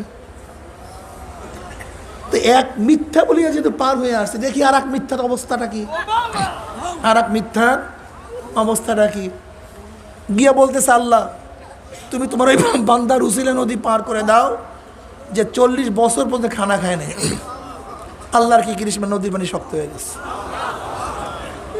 পার হয়ে চলে আসছে। এবার স্বামীকে বলতে, স্বামী গো তুমি আমার স্বামী, আমি তোমার স্ত্রী, তুমি আমাকে ব্যবহার করো কি করো না তুমিও জানো আমিও জানি, কিন্তু একটা মিথ্যা শিক্ষা দিচ্ছি। আর মিথ্যার কি তা আসি, নদীও পার হয়ে গেছে। তোমার বন্ধুটা আগে পরে খানা খাইছে, আর আমার সামনেই খানা খাইছে, সে একটা মিথ্যা শিক্ষা দিছে, আর মিথ্যার উচিত পার হয়ে আসছি। ঘটনাটা কি? এবার স্বামী বলতেছে দেখো আমিও মিথ্যা বলি নাই, আমার বন্ধুও মিথ্যা বলে নাই, তুমি বাহ্যিক দৃষ্টি দেখছো, কিন্তু আমি তো যেই কথা বলছি আমার মাওলা আমার কলমের দিকে তাকায় আছে। ইন্নাল্লাহা লা ইয়ানজুরু ইলা সুয়ারিকুম ওয়া আমওয়ালিকুম ওয়ালাকিন ইয়ানজুরু ইলা নিয়াতিকুম ওয়া কুলুবিকুম। আল্লাহ পাক কোন দিকে তাকায় থাকে? সব সময়। বাহ্যিক দৃষ্টি আল্লাহ করেন না তো। ইন্নাল্লাহা লা ইয়ানজুরু ইলা সুয়ারিকুম, তোমার কত সুন্দর চেহারা, তুমি কত বড় ধনী, কোন ব্যক্তি, কত বড় আলেম, কত বড় মুহাদ্দিস। লা ইয়ানজুরু ইলা সুয়ারিকুম ওয়া আমওয়ালিকুম, তুমি কত বড় টাকার মালিক, কত বিল্ডিং এর মালিক, কত ক্ষমতার মালিক না। ওয়ালাকিন ইয়ানজুরু ইলা নিয়াতিকুম ওয়া কুলুবিকুম, সব সময় কলবের দিকে। তা আমার মাওলা আমার কলবের দিকে তাকায় আছিল। আমি তোমাকে কি বলতে চাইছি দেখছে কে? আল্লাহ দেখছে। কল স্ত্রী শোনো, আমরা দুইজনে একই সাথে পীরের কাছে বুড়ি দইছি। এখানে আর একটা কথা মনে রাখতে হবে, খুব ভালো মতো বুঝবেন। এখানে পীর বলতে হক্কানি পীর উদ্দেশ্য কি? পীর উদ্দেশ্য যেমন অমুক আলেম ফতুয়া দিছে, আলেমের মধ্যে ভণ্ড আছে কি নাই? এখানে ভণ্ড উদ্দেশ্য না, উদ্দেশ্য আলেম। অমুক ফকি ফতুয়া দিছে, ফকির মধ্যে ভণ্ড 2 নম্বর আছে কি নাই? আবুল ফজল ফয়জি আছে কি নাই? কিন্তু উদ্দেশ্য সহি হক ফকি। ঠিক পীর ভণ্ড, এটা উদ্দেশ্য না, উদ্দেশ্য হক। জোরে বলেন কি? হক, হক। এখন কেউ যদি বলে আলেমরা সুপারিশ করবে, এটা কি শিরক হবে? কেউ যদি বলে পীরেরা সুপারিশ করবে, এটা কি শিরক হবে? কেউ যদি বলে জান্নাতীরা সুপারিশ করবে, এটা কি শিরক হবে? মনে রাখতে হবে পীর কি জিনিস, যার মধ্যে দুইটা জিনিস আছে, এলমে জাহের, এলমে বাতেন। ফকি সাহেব সে আলেম না? জোরে বলে সে আলেম না? তাকে ফকি বললেন কেন? মুফতি সাহেব সে কি আলেম না? তাকে মুফতি বললেন কেন? মুহাদ্দিস সাহেব সে কি আলেম না? মুহাদ্দিস বললেন কেন? যে মুহাদ্দিস সাহেব আলেম, কিন্তু হাদিসের বিশেষ গুণ তার মধ্যে আছে, এই জন্য মুহাদ্দিস বলছি। ফকি সাহেব আলেম, কিন্তু ফকি নফস, নিজের মধ্যে বহুত গভীর এলেম আছে, তার জন্য তাকে ফকি বলছি। মুফতি সাহেব আলেম, কিন্তু সে মোতালা করছে, রেফারেন্সে ফতুয়া দেওয়ার যোগ্যতা অর্জন করছে, এর জন্য আমি তাকে মুফতি বলছি। আদিব সাহেব আলেম, সাহিত্যকতার জ্ঞান তার মধ্যে আছে, এর জন্য আদিব বলছি। পীর সাহেব আলেম, কিন্তু এলমে মারিফতের গুণ তার মধ্যে আছে, এর জন্য পীর বলছি। আলেম না তা না, বিশেষ গুণ তার মধ্যে আছে, এর জন্য আমি তাকে পীর বলছি। এখানে পীর বলতে তুমি ওই আট্টসি মনে করছো নাকি? এটা পীর বলতে মাসবাড়ির মনে করছো নাকি? এটা পীর বলতে রাজারবাগি মনে করছো নাকি? ওই ভণ্ড সাহিত্য মনে করছো নাকি? পীর বলতে যার মধ্যে এলমে শরীয়ত, এলমে মারিফত উভয় আছে, তাকেই পীর বলছে। এখন কেউ যদি বলে পীর তার মুরিদের জন্য সুপারিশ করবে, এটা কি হবে? আসলে তোমার সুপারিশের হাদিস জানা নেই, এই বিষয়ে গত বছর আলোচনা করছি, শুনিয়া নিও। এবার বলতেছে দুইজন একই সাথে পীর সাহেবের কাছে মুরিদ হয়েছে। পীর সাহেব বলছেন, বাবা যা কিছু করো লিল্লাহি রাব্বিল আলামিন, মাওলার জন্য করিও, রেজায় মাওলার জন্য করিও। ওই দিন নিয়াত করছি যা কিছু করব কার জন্য? আল্লাহর জন্য। দেখো আমি তোমাকে বিবাহ করছি, কেন করছি? আল্লাহর হুকুম পালন করার জন্য। আমি তোমার সাথে মিশি, সোহবাতে যাই, আমার নিজের খায়েশের জন্য নয়, নিজের শারীরিক চাহিদা মিটাবার জন্য নয়। আল্লাহ পাক ওয়াশিরু হুন্না, তোমরা স্ত্রী ব্যবহার করো, তাদের সাথে চলো ফেরো থাকো, এই কারণে আল্লাহর হুকুম পালন করার জন্য, নিজের জন্য না। আল্লাহ হুকুম করছেন বিধায় আল্লাহর হুকুম পালন করছি। আমার উদ্দেশ্য ছিল কি, ও মাওলা হে, তুমি তোমার ওই বন্দার উসিলায় নদী পার করে দাও, যে নিজের জন্য বিবাহ করে নাই, বরং তোমার হুকুম পালন করার জন্য বিবাহ করছে, তার উসিলায় নদী পার করে দাও। আমার বন্ধু গোশত মারাবার জন্য খায় না, আমার বন্ধু শরীরকে তাগড়া করার জন্য খায় না, আমার বন্ধু বাঁচার জন্য খায় না। আল্লাহ পাক বলছে কুলু ওয়াশরাবু, খাও পান করো, আল্লাহ পাকের হুকুম। আমার বন্ধু কি বলছে, মাওলা হে, তোমার ওই বন্দার উসিলায় নদী পার করে দাও, যে নিজের বাঁচার জন্য, নিজের স্বাস্থ্য ঠিক রাখার জন্য, নিজের যৌনতাকে বাড়াবার জন্য খাদ্য খায় তা না, বরং তোমার হুকুম পালন করার জন্য খাদ্য খায়, ওই বন্দার উসিলায় নদী পার করে দাও।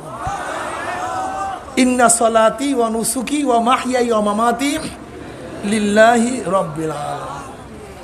যা কিছু করি, আমার হায়াত, আমি কেন বাঁচতে চাই, আমার বাঁচার কারণটা কি? নবী আলাইহিস সালাত কি বলছেন, ওই হায়াত সবচেয়ে উত্তম হায়াত, যেই হায়াত লম্বা হবে নেকিও বেশি হবে। ওই হায়াত নিকৃষ্ট হায়াত, যেই হায়াত লম্বা হবে গুনাহও বেশি হবে। আমি বাঁচতে চাই কেন? আগামীকাল বাঁচলে আমার 5 ওয়াক্ত নামাজ আমল নামায় বেশি জমা হয়ে যাবে। আমি কেন বাঁচতে চাই? আগামী বছর বাঁচলে 1 মাসের রোজা আমল নামায় বেশি লেখা হয়ে যাবে। আমি এক মুহূর্ত কেন বাঁচতে চাই? মুআজ ইবনে জাবাল রাদিয়াল্লাহু তাআলা قال رسول الله صلى الله عليه وسلم ليس يتحسر أهل الجنة إلا على ساعة مرت بهم لم يذكر الله تعالى فيها।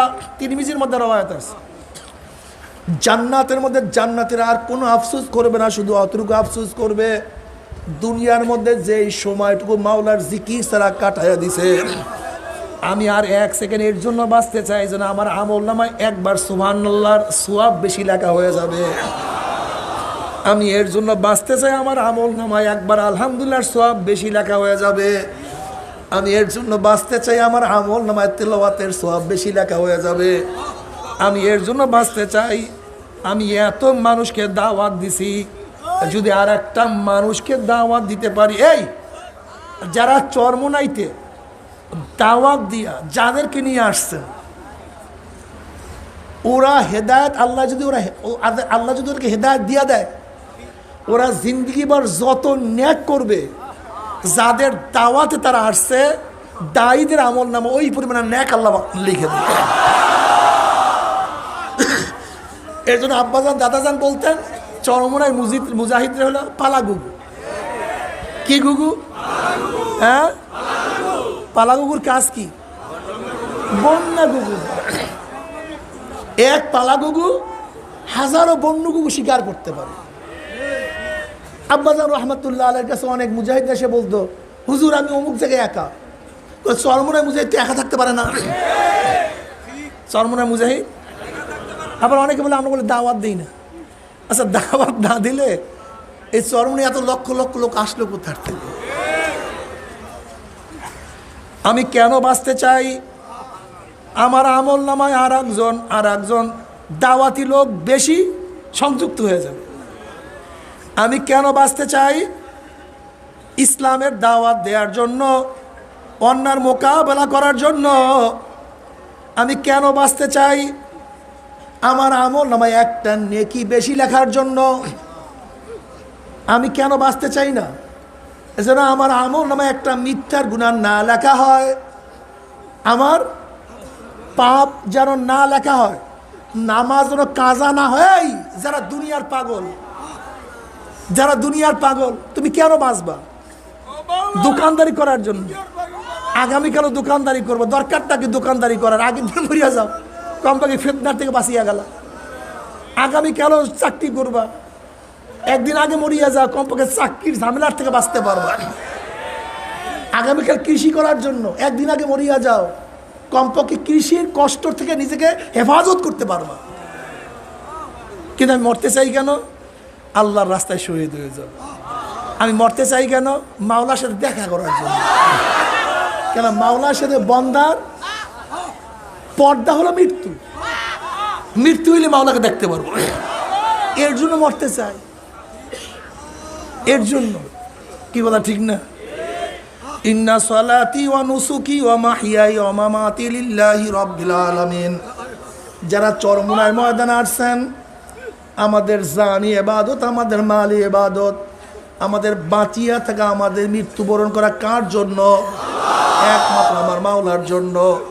যদি মাওলার জন্য সব কিছু হয়ে যায়, মাল্লাহুল মাওলা ফালাহুল কুল। যার জন্য মাওলা হয়ে যাবে তার জন্য সব কিছু হয়ে যাবে। জোরে বলুন সুবহানাল্লাহ।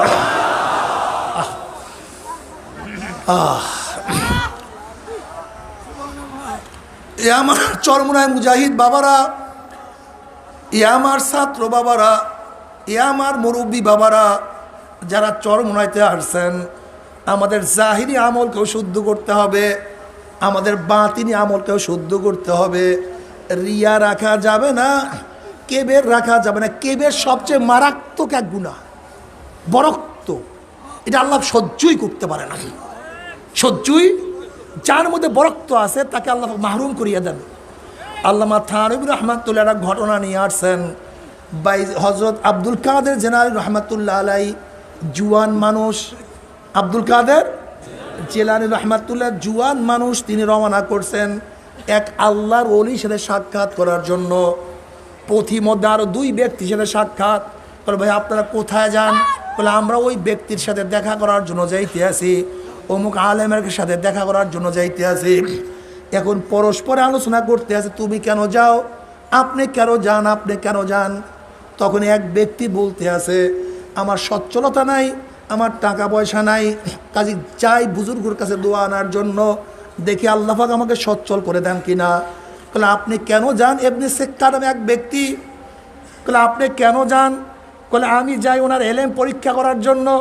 খালি কি বুজুর্গ নাকি এলেম কালাম কিছু আছে, একটু পরীক্ষা করবো। এমন কিছু প্রশ্ন আমি ঠিক করছি সে তার জবাব দিতে পারবে না, আমি এর জন্য যাইতে আছি। বলে বাবা তুমি কেন যাও? বলে আমি যাইতেছি আল্লাহর অলির কাছে, একটু দোয়া নেব, দেখিনি তার সোহবত গিয়ে আল্লাহ পাক আমাকে কবুল করিয়া ফেলায়, আমাকে মাওলা পাক রব্বুল আলামিন পছন্দ করিয়া ফেলায়। সোহবত ছাড়া কিছু হবে না, সোহবত ছাড়া মাওলাকে পাওয়া যাবে না। সোহবত সবচেয়ে দামি জিনিস, সোহবত লাগবে। বলে দেখি আল্লাহর ওলির সোহবতে গিয়া আল্লাহ পাক আমাকে কবুল করেন কিনা। তিনজন চলে গেছেন। আল্লাহ পাক রব্বুল আলামিন ওই বুজুর্গের মধ্যে ইলহাম করছেন। আল্লাহ পাক রব্বুল আলামিন ইলহাম করার কারণে বুজুর্গ প্রত্যেকের অবস্থা বুঝতে পারছে। তার কাছে বয়ান করার আগেই বুজুর্গ বলতে আছে, আমি তোমার পায়ের নিচে স্বর্ণের খনি দেখতে আছি, রূপার খনি দেখতে আছি, তুমি সচ্ছল হয়ে যাবা, তোমার কোনো টেনশন নাই। আর ওই এমনি সেক্কাকে বলতে আছে, তুমি এই প্রশ্ন নিয়ে আসছো, এই প্রশ্নের জবাব এইটা, তুমি এই প্রশ্ন নিয়ে আসো, তার জবাব এইটা, তুমি এই প্রশ্ন করতে চাও, তার জবাব এইটা, লেকিন আমি তোমার কপালের মধ্যে মোরতাদ কুফুরি চিহ্ন দেখতে আছি। নাউযুবিল্লাহ। আর আব্দুল কাদের জিলানী রাহমাতুল্লাহর কাতাকায় বলতে আছে, আল্লাহ পাক রব্বুল আলামিন তোমাকে এত বড় বুজুর্গ বানাইবে, একদিন তুমি বাগদাদের মসজিদের মেম্বারে বলবা যে সমস্ত ওলিদের ঘাড়ের উপরে আমার পাও, তুমি জজবার হাতে এই কথা বলবা। ঠিকই আব্দুল কাদের জিলানী রাহমাতুল্লাহ আলাইহি আল্লাহ পাক রব্বুল সেই মাকাম দান করছেন। উনি একদিন বাগদাদের মসজিদে বয়ান করতে গিয়ে জজবার হাতে বলছিল সমস্ত ওলিদের কাঁধের উপর আমার পাও।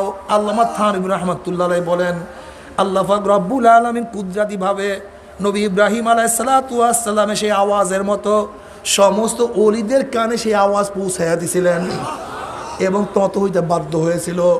আর ইবনে সেক্কার অবস্থা এরকম হয়েছে, সে গভর্নরের বাদশার দুধ, বড় আলেম তো, দুধ হিসাবে তাকে রোমে পাঠানো হয়েছে। যখন রোমে পাঠানো হইল, সেখানে রোমের খ্রিস্টানের এক মেয়ের প্রেমে পড়িয়া তার ঈমান আখলাক সব ধ্বংস করিয়া মোরতাদ হইয়া গেছে। বুজুর্গদের বরদোয়ার মধ্যে পড়িও না কেউ, খুবই খতরনাক, ভালো লাগে না, চুপচাপ চলিয়া যাও, বরদোয়ার মধ্যে পড়িও না, দরকারটা কি, খুব কঠিন মাসালা। কি কথা ঠিক না? সোহবত সবচেয়ে দামি, সোহবতের দামি কোনো জিনিস নাই। এর জন্য দেখি চরমুনার ময়দানে আসলে অনেক মানুষ আসছে, বয়ানও শোনে নাই, কিন্তু চরমুনায় এই সোহবতে থাকার কারণে, আল্লাহ ওদের সোহবতে থাকার কারণে কলমের মধ্যে পরিবর্তন চলে আসছে।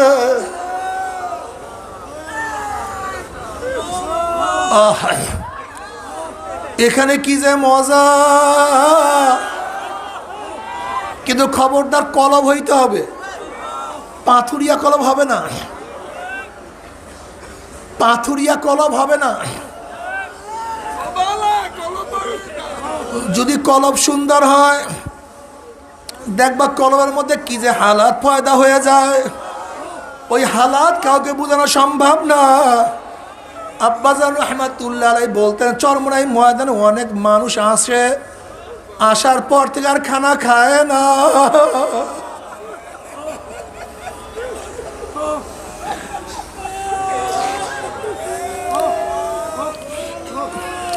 এরকম আব্বাজান বারবার বলতেন।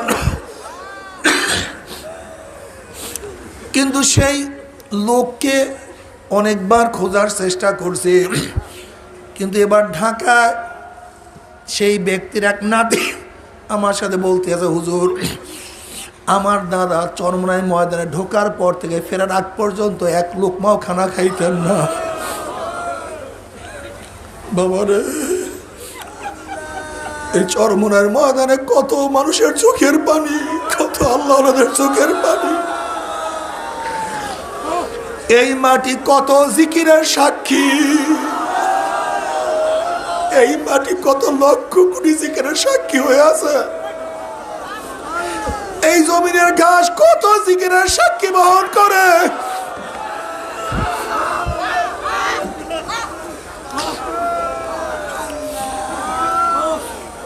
আল্লাহ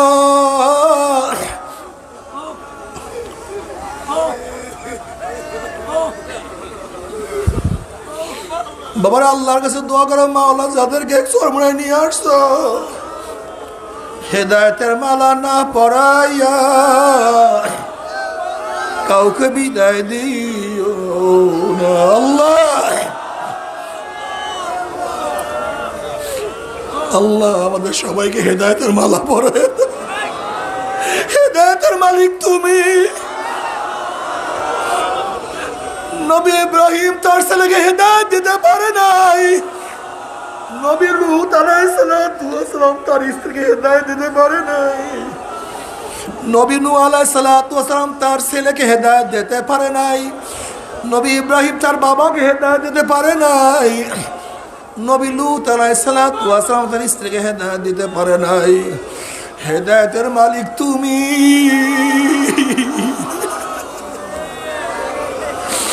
হেদায়েতের মালিক তুমি। হেদায়েতের মালা না পরাইয়া কাউকে বিদায় দিও না।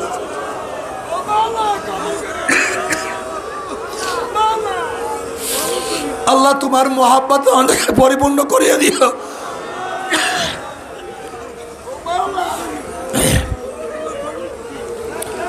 আল্লাহ বাবারে যে মাওলা হেদায়েত দিয়াই দেয়, আর কোনো টেনশন নাই, আর কোনো চিন্তা নাই। যদি হেদায়েত পাইয়াই যায় কবরেও শান্তি, কিয়ামতেও শান্তি, মিজানেও শান্তি, পুসরাতেও শান্তি। জনাবে মুহাম্মদ রাসূলুল্লাহ সাল্লাল্লাহু আলাইহি ওয়াসাল্লাম ডাকিয়া ডাকিয়া নিজের হাতে হাউজে কাউসারে পানি পান করাইয়া দিবে। আল্লাহ তুমি কবুল করিয়া নাও। জনাবে মুহাম্মদ রাসূলুল্লাহ সাল্লাল্লাহু আলাইহি ওয়াসাল্লাম নিজেই বলছেন আমাকে 3টা জায়গায় খোঁজ করিও। কিয়ামতের ময়দানে 3টা জায়গা আমাকে খোঁজ করিও। মিজানের জায়গা আমাকে খোঁজ করিও, হাউজের কাছে আমাকে খোঁজ করিও, পুলসরাতের কিনারে আমাকে খোঁজ করিও।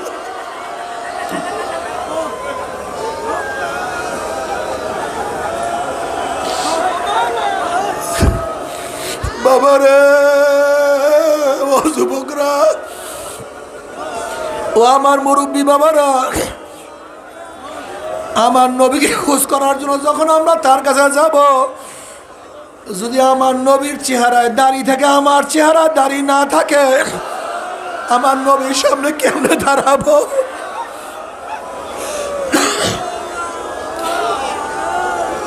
যদি আমার নবীর মাথায় টুপি থাকে, আমার মাথায় টুপি না থাকে, যদি আমার নবীর পোশাকের সাথে আমার পোশাকের মিল না থাকে, যদি আমার নবীর দলের সাথে আমার দলের মিল না থাকে, যদি আমার নবীর আদর্শ নীতির সাথে আমার আদর্শ নীতির মিল না থাকে, যদি আমার নেতার সাথে আমার নবীর নেতার মিল না থাকে, বাবারা যদি আমার নেতার সাথে আমার নবীর মিল না থাকে, আমার নবীকে চিনতে পারবো না, আমার নবী আমাদেরকে চিনবে না। আল্লাহ আল্লাহ তুমি আমাদের সবাইকে মাফ করিয়া দাও। বাবারে সাহাবায়ে কেরাম রিদওয়ানুল্লাহি তাআলা আলাইহিম আজমাইন, নবী আলাইহিস সালাতু ওয়াস সালামের প্রশ্ন, ইয়া নবী আল্লাহ, ইয়া রাসূলুল্লাহ, কিয়ামতের ময়দানে কোটি কোটি মানুষ উঠবে, আপনি আমাদেরকে চিনবেন কিভাবে? নবী আলাইহিস সালাতু ওয়াস সালাম বলেন, হে আমার সাহাবারা, লক্ষ লক্ষ ঘোড়ার মধ্যে কোনো ঘোড়ার যদি কপালের মধ্যে সাদা থাকে, চাঁদ থাকে, পাওগুলো যদি সাদা থাকে, তাকে বের করতে কোনো কষ্ট হয় না কি? বলে না, কোনো কষ্ট হয় না। বলে আমার উম্মতের কিয়ামতের ময়দানে সেজদার চিহ্নের জায়গার থেকে নূর ঝলকাইতে থাকবে, উজুর জায়গাগুলো সব নূর হয়ে যাবে। আল্লাহ কবুল করিয়া না বাবারে, আল্লাহ তুমি কবুল করিয়া না। নবী আলাইহিসসালাতু ওয়াসসালাম পুসরাতের কিনারা দাঁড়ায়া থাকবে, সমস্ত উম্মত পাড়ি দিয়া চলিয়া যাবে, আল্লাহ তুমি কবুল করিয়া নাও। কিন্তু আমার যুবক বাবারা, আমার মুরব্বী বাবারা, আল্লাহ না করুক মাওলানা হিদায়াত নাই দে, আল্লাহ তুমি না করিয়া দাও।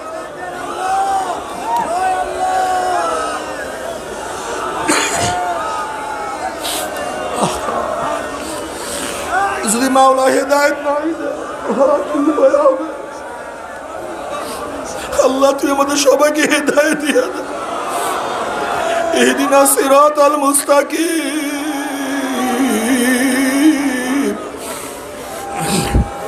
ইহদিনাস সিরাতাল মুস্তাকিম, ইহদিনাস সিরাতাল মুস্তাকিম। মাওলা হিদায়াত দিয়া দাও।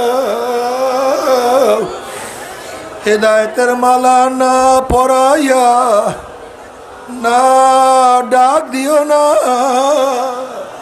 ডাক দিও।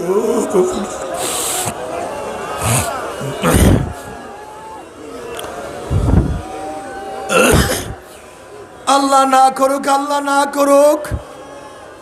যদি নাফরমান হইয়া গুনাহ নিয়া কিয়ামতের মধ্যে ওঠো,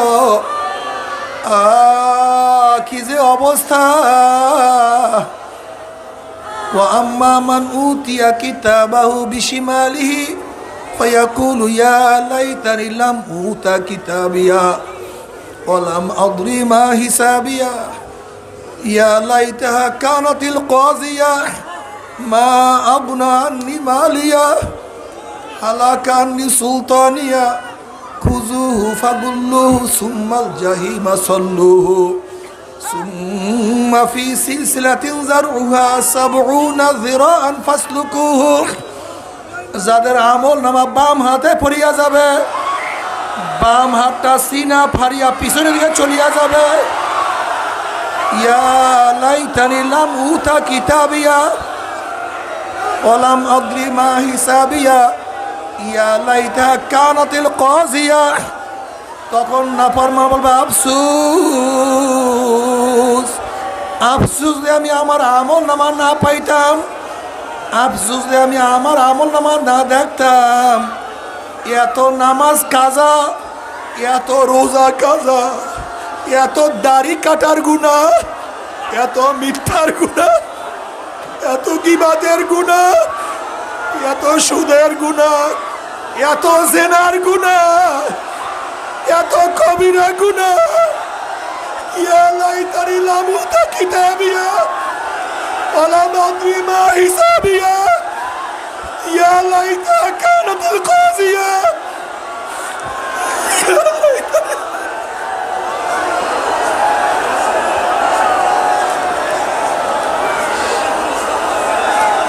আল্লাহ আমাদের মাফ করিয়া দাও।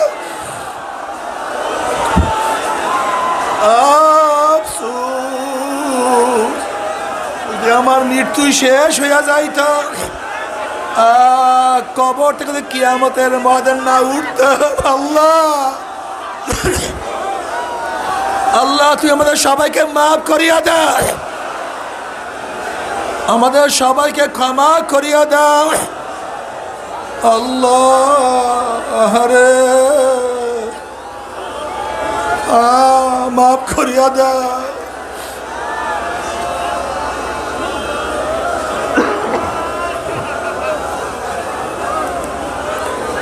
মাগনানি মালিয়া হালাকানি সুলতানিয়া। এখন নাফরমান বলবে আমার মাল আমাকে কোনো উপকার করতে পারলো না, যেই মালের পিছনে এত ঘোরা ঘুরলাম, এত সময় দিলাম, মাগনানি মালিয়া, কই মাল আমাকে কোনো সাহায্য করলো না, আমাকে কোনো উপকার করলো না। হালাকানি সুলতানিয়া, আমার সভাপতিগিরি, আমার সেক্রেটারিগিরি, আমার মেম্বারি, আমার চেয়ারম্যানি, আমার এমপি, আমার মিনিস্ট্রি, আমার ক্ষমতা, আমার বাদশাহী সব ধ্বংস হয়ে গেল। এখন আমি একা কই আমার ছেলে, কই আমার বাবা, কই আমার মা, কই আমার ভাই, কই আমার দল, কই আমার নেতা, কই আমার ক্ষমতা? কিছু নাই, কিছু নাই, কিছু না। আল্লাহ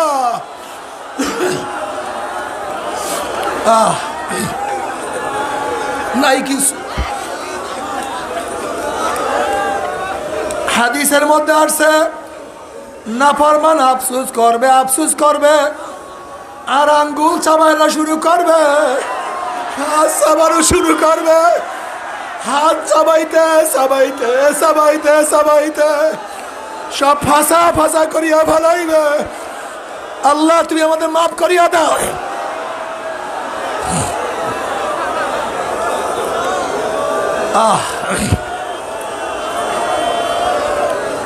কিয়ামতের ময়দান খুবই মারাত্মক, খুবই ভয়াবহ জায়গা।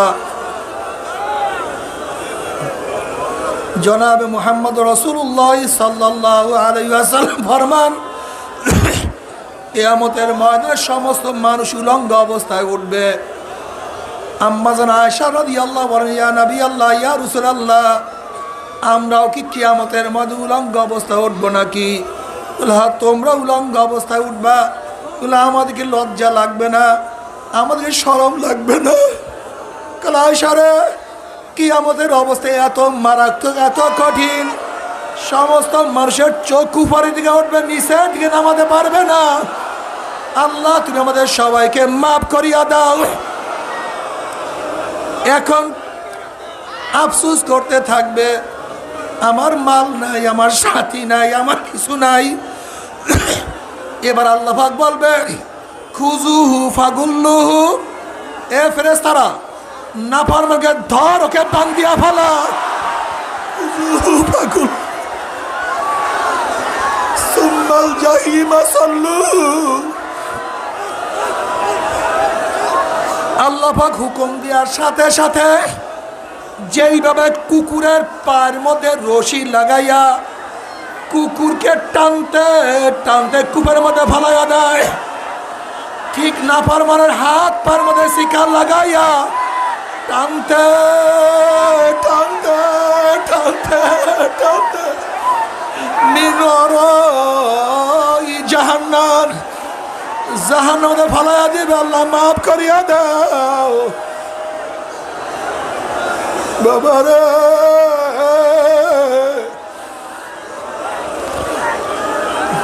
মাওলাকে রাজি খুশি না করিয়া কেউ মাওলার কবরে যাইও না।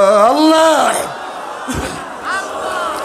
আল্লাহ তুই আমাদের সবাইকে মাফ করিয়া দাও। আল্লাহ তোমার মহব্বত অন্তর মধ্যে জমা করিয়া দাও। আল্লাহ তোমার নবীর সুন্নাত অনুযায়ী আমল করার তৌফিক দিয়া দাও। আল্লাহ তোমার নবীর সুন্নাত অনুযায়ী আমল করার তৌফিক দিয়া দাও। মান আহাব্বা শাইআন আকসারা যিকরাহু, যেই যেই জিনিসকে বেশি মহব্বত করে সেই জিনিসের স্মরণও বেশি করে। কিয়ামতের ময়দানে যারা মাওলাকে মহব্বত করবে, জিকির আজকার বেশি করবে, তারা হাসতে হাসতে মাওলার জান্নাতে চলিয়া যাবে। কাজী এমনভাবে মাওলার জিকির করব যেন মাওলার রাজি খুশি না হইয়া পারে না। লা ইলাহা